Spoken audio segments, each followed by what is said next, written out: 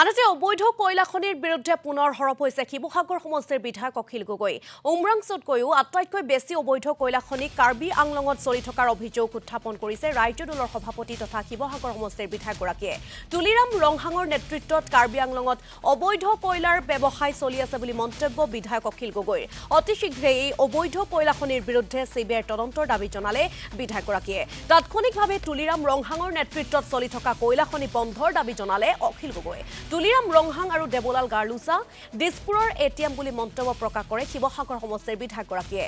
মুখ্যমন্ত্ৰীয়ে দুইখন স্বায়ত্তশাসিত পৰিষদকে এটিএম হিচাপে ৰাখিছে বুলিও তিৰ্যক মন্তব্য বিধায়ক অখিল গগৈ। সেই এক্সিডেণ্টটো হোৱাৰ কাৰণে গম পালে যে ডিমা হাছাও এলেকাত এনেকুৱা ধৰণৰ কয়লাৰ অবৈধ খনন চলি আছে। কিন্তু তাতকৈ বেছি ডাঙৰ অবৈধ খনন কয়লাৰ ইলিগেল মাইনিং চলি আছে কাৰ্বি আংলঙত। চলাই আছে তুলিৰাম ৰংহাং বাহিনীটোৱে।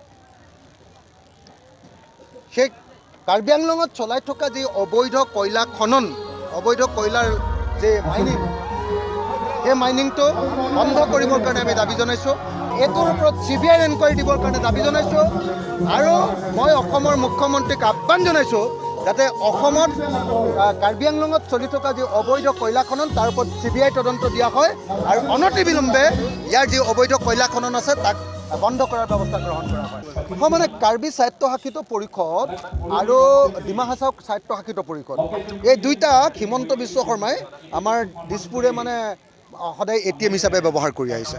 এই দুটা একদম এটিএম আৰু যেতিয়াই দৰকাৰ হয় তাৰ পৰাই পইচাটোও মাৰে, যেতিয়াই দৰকাৰ হয় সেইটো কৰে। গতিকে মই ভাবোঁ যে হিমন্ত বিশ্ব শৰ্মাৰ এটিএম ৰূপে আমাৰ কাৰ্বি স্বায়ত্তশাসিত পৰিষদক আৰু ডিমা হাছাও স্বায়ত্তশাসিত পৰিষদক ব্যৱহাৰ কৰিবলৈ কেতিয়াও দিব নালাগে।